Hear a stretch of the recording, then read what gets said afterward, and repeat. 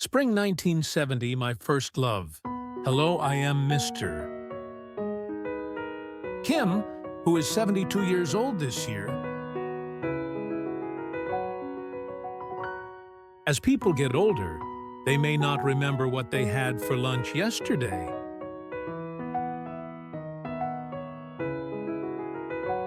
But they can remember things from 50 or 60 years ago as clearly as if they happened yesterday.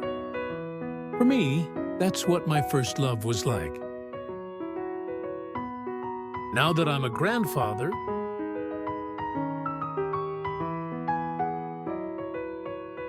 I still feel embarrassed and excited when I talk about my childhood days. It was the spring of my second year of middle school in 1970. On a day when warm sunlight was shining through the classroom window, our homeroom teacher assigned us seats, saying, "This year, you should sit like this."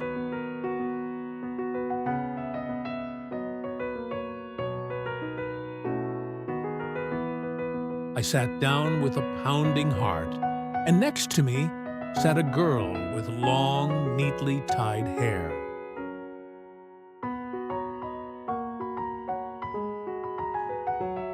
That child was my first love. She always kept her notebook on a handkerchief spread out on her desk.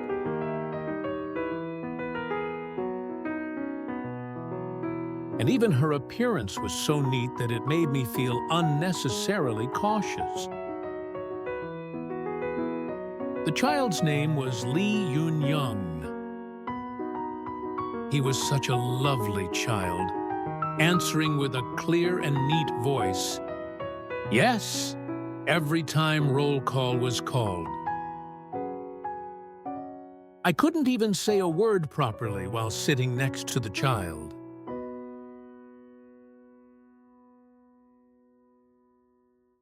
I didn't know what to say.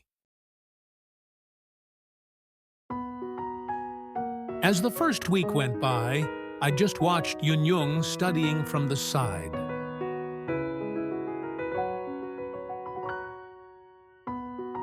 The fingers holding the pencil were so slender and pretty, and I was impressed by the neat handwriting in the notebook.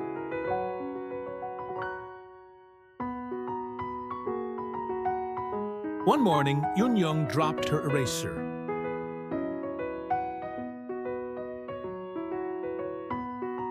The eraser rolled to my feet, so I quickly picked it up and handed it to him.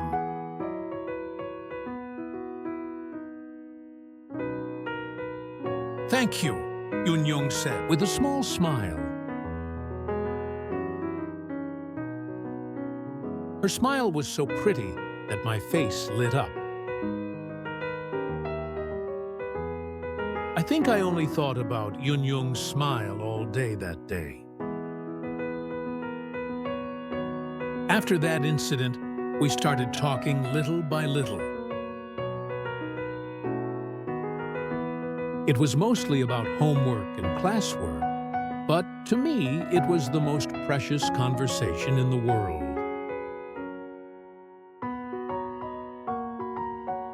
"You are good at math." Whenever Young asked, "How do I solve this problem?" I tried to hide the trembling in my voice and explained,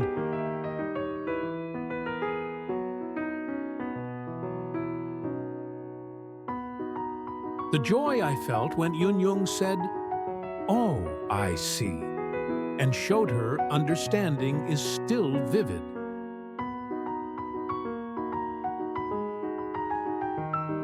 It was a day in late April when cherry blossom petals were fluttering from the cherry blossom trees in the school playground. During break time, Young was looking at cherry blossoms from the window, and a petal gently landed on her shoulder.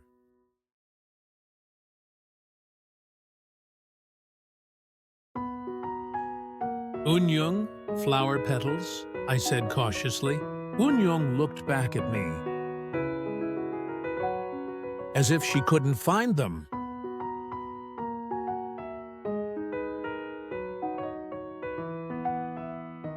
I mustered up my courage, reached out, and gently plucked off the petal. At that moment, Yun-Young's cheeks turned a light pink like cherry blossoms, and my heart felt like it was going to burst.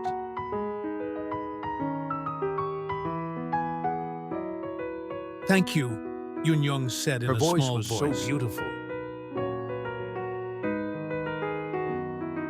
That I put the flower petal between my notebooks.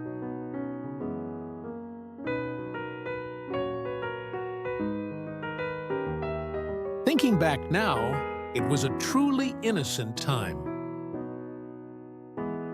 One day in May, Yun-Young handed me a small letter.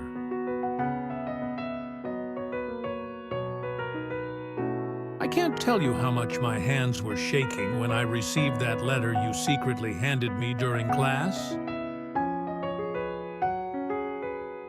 The letter read, "Thank you, Mr. Kim Cheol-soo, for always teaching me the problems I didn't know.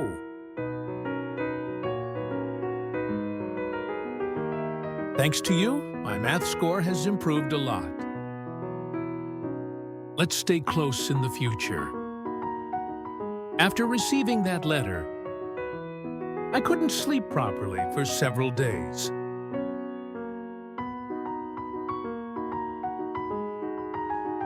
I was happy, excited, and felt like I needed to be more courageous. It was a complicated feeling. I thought I should write a reply, but I had no idea what to write.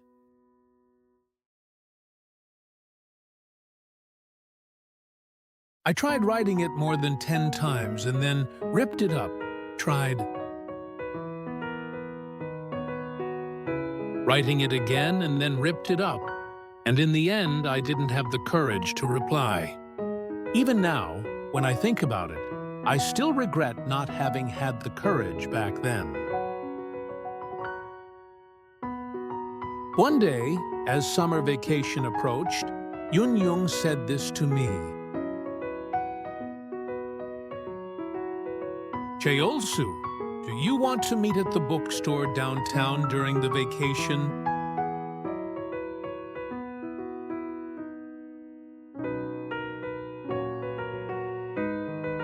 "I'm going to buy a new novel. If you're interested, let's go together." My heart was pounding. I felt like I was flying at the thought of finally being able to spend time with Yun-Young outside of school. "Yeah, great!" I answered so loudly that my friends around me looked at me.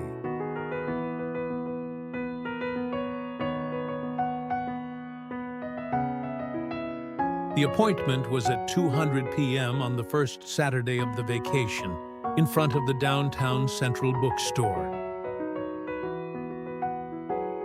I started my summer vacation just waiting for that day. Finally, that Saturday has come. I woke up early in the morning, oiled my hair, combed it back, and put on a white shirt that I don't usually wear.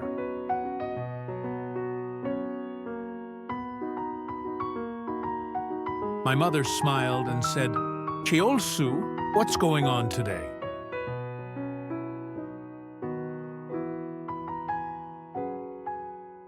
I arrived in front of the bookstore 30 minutes earlier than the appointed time,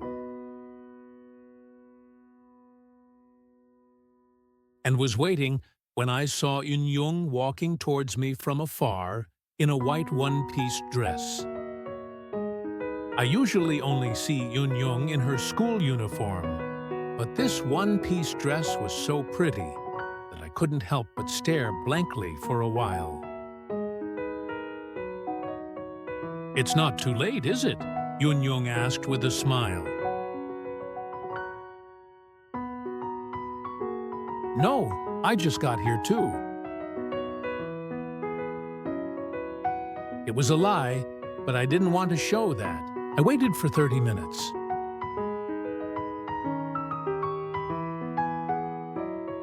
Inside the bookstore, we looked at books and chatted. Yun Yung said she liked literature and especially read poetry books often.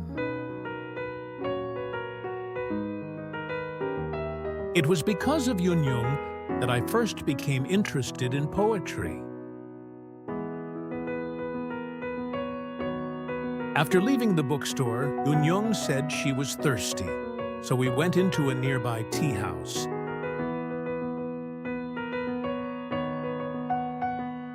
Back then, tea houses were very adult places for middle school students, and being with Yun Yung made me feel like an adult too.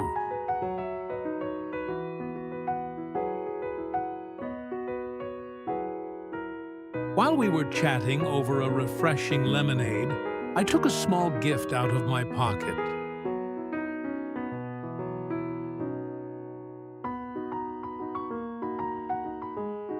It was a small bookmark that I had prepared a few days ago. It was made by drawing a flower picture on the Korean paper my mother used. "I'm giving this to you." I handed it over, feeling my face turn red. Yun Yung accepted the bookmark with a surprised expression. "It's so pretty. Did you make this?" "Yeah, just because I like books." "Thank you. I'll really treasure it." Yun Yung's eyes sparkled. That moment was one of the happiest moments of my life.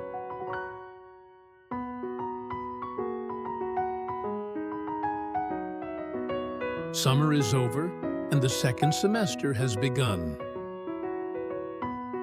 I was happy that my friendship with Yun Yung seemed to have deepened, but in early September, I received shocking news.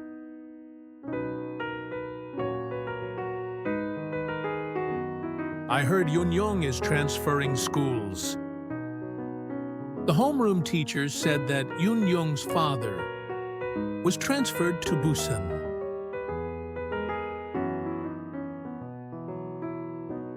The moment I heard the news, my mind went blank. Transfer? Busan? Does that mean I won't be able to see Yun Yung anymore?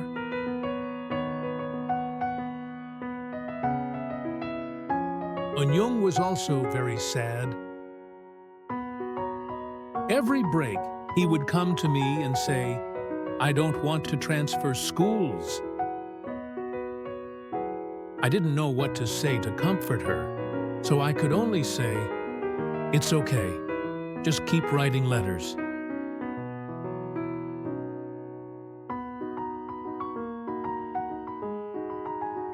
It was Yun Yung's last day of school. It was drizzling that day. After school, Yun Yung called me to the back of the classroom. "Cheolsu, I have something for you." Yun Yung handed him a small envelope. "Go home and read it." She handed him a letter she had prepared in advance. It was a letter that contained all the stories I couldn't tell you before. "Let's exchange letters?" Yun Yung's eyes welled up with tears. "Yes, I will definitely write." My throat got choked up too. That's how we said our goodbyes. I still vividly remember Yun Yung's back as she left the classroom. A white blouse, a black skirt, and long, neatly tied hair. That was the last I saw of Yun Yung. When I got home, I read the letter Unyoung gave me. The letter read, Cheolsu, I liked you too. But now that you're going so far away, I'm so sad. I'll be thinking of you even in Busani. Will we ever meet again?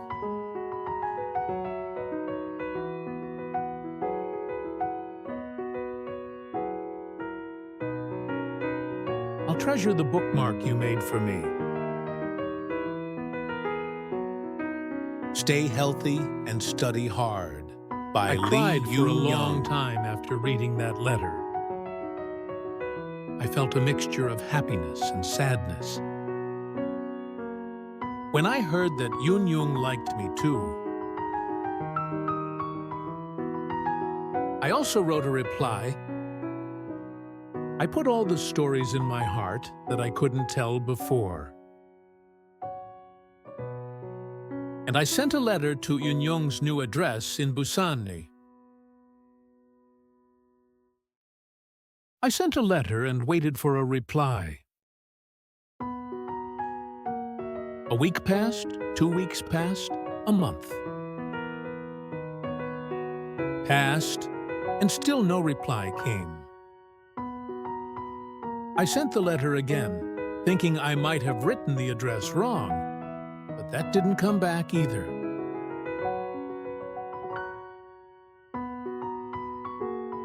I checked my mailbox every day, but Yoon's letter never arrived.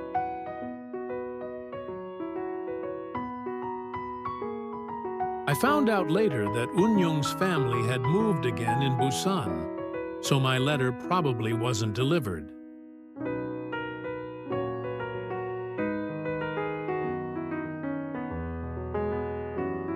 Back then, there weren't as many ways to communicate as there are now. I graduated from middle school, high school, and then went on to college.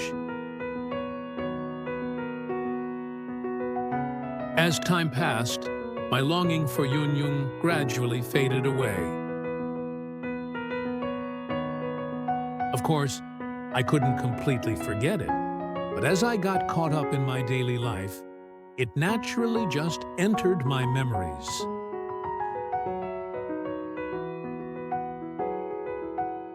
After graduating from college, I got a job, got married, and had children.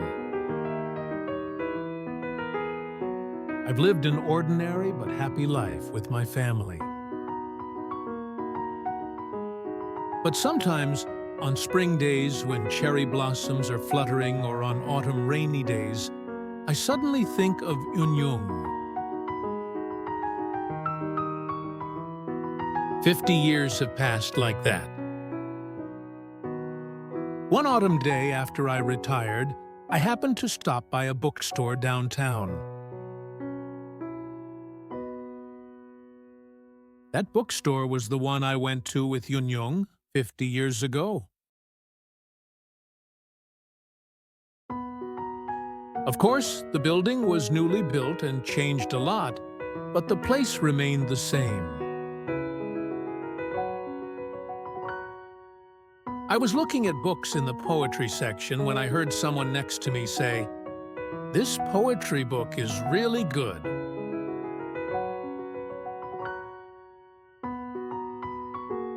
I turned my head because the voice seemed familiar. "Is this Yoon?" I asked cautiously.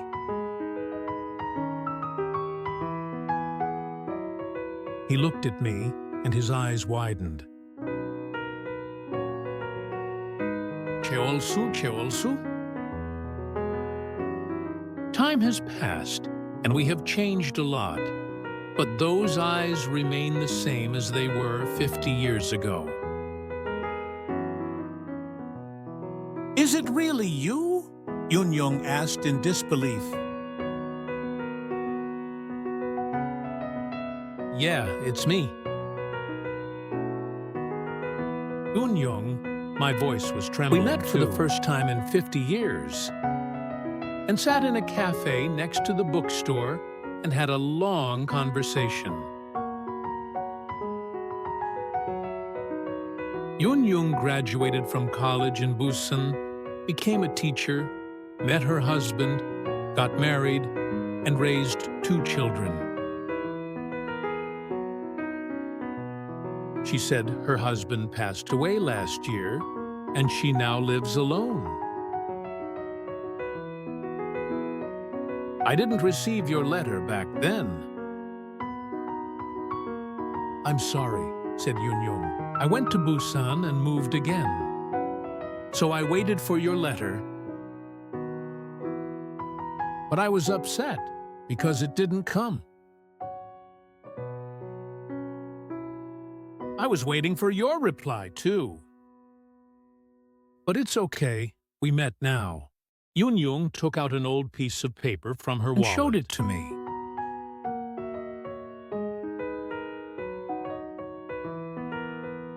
It was a bookmark I made 50 years ago.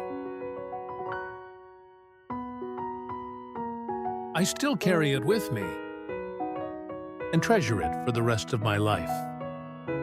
At that moment, it felt like 50 years had vanished in an instant. Since then, we have been meeting occasionally to drink tea and go for walks.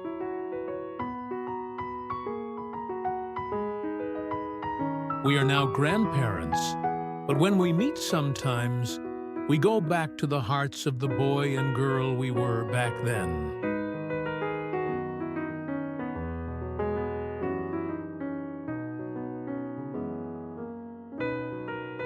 I think love doesn't have to be meaningful only when you're together. Even though we've each lived our own lives for 50 years, I think we've kept the pure hearts of those days in our hearts, unchanging.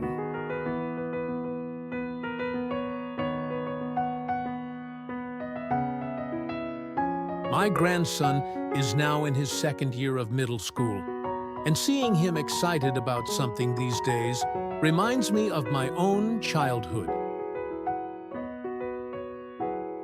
That child must have had a precious first love, too. First love is still beautiful, even if it doesn't come true. That pure and exciting heart, that alone is a precious memory. For me, the spring of 1970 is the most beautiful season that will remain in my heart forever. This is my first love story. Thank you for listening. I hope you all have beautiful memories of your first love.